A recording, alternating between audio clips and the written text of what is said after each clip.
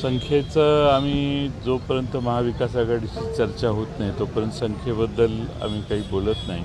पण ज्या ठिकाणी आम्ही लढवण्याची शक्यता आहे त्या त्या मतदारसंघातल्या कार्यकर्त्यांशी संवाद करण्यासाठी हा दौरा आहे.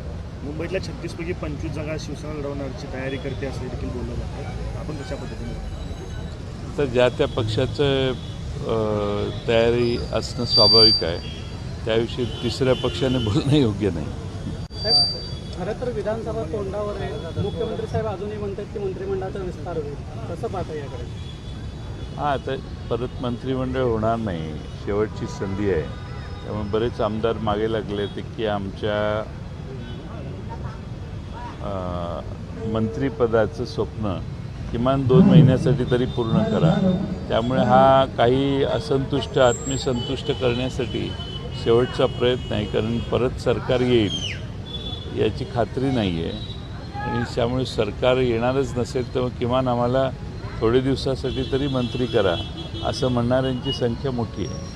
वेगवेगळ्या योजना ज्या त्या सरकारकडनं जाहीर करत आहेत. लाडकी बहीण योजना झाली. आता काल पंढरपुरात जरी बोलताना लाडका भाऊ योजना देखील आम्ही आणू अशा पद्धतीचं बोललं जात आहे. कशा पद्धतीने बघता विधानसभाच्या पार्श्वभूमीवर अशा योजना? नाही, सगळेच कशा पद्धतीनं सरकार चालवायचं याच्या परिसीमा सोडलेल्या आहेत आणि बेदरलेले घाबरलेलं सरकार म्हणून या सरकारचं वर्णन करता येईल. आपला पराभव होणार आहे आणि म्हणून पाहिजे ते करायचं येणं केनं मार्गाने हा शेवटचा त्यांचा प्रयत्न आहे. आणखीन काही योजना येतील पुढच्या 8-10 दिवसात. लंडनवरून शिवरायांची वाघनखं जी आहेत ती साताऱ्यात दाखल झालेली आहेत. उद्या त्याचा जंगी कार्यक्रम होणार आहे. त्याच्या शस्त्रास्त्र प्रदर्शनाचं उद्घाटन मुख्यमंत्री दोन्ही उपमुख्यमंत्री असणार आहे. काय वाटतं अशा पद्धतीच्या कार्यक्रमांकडे? नाही, इंद्रजित सावंत म्हणून एक इतिहास संशोधक आहेत.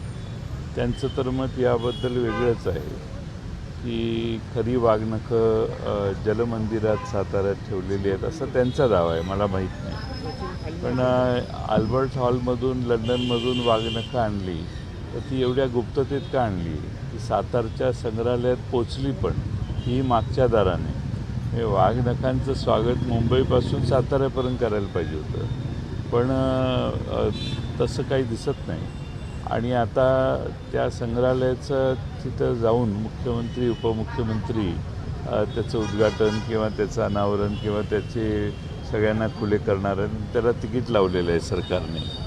म्हणजे वाघनखं आणण्याचा जो प्रकार आहे तोही भाड्याने आणलेले आहेत वाघनखं. वाघनखं मिळवली नाहीत तर वाघनखं तात्पुरती आणलेली आहेत आणि वाघनखं इथं शेवटी सर्वांनाच त्याच्याबद्दल आदर आहे. पण वाघनखं आणण्याचा जो प्रकार आहे तो वाजत गाजत व्हायला पाहिजे होता आणि समोरच्या दारानं संग्रहालय दारं फोडली, तिजोऱ्या फोडून त्यातूनही त्यात ठेवलेली संपत्ती देखील लुटून नेली.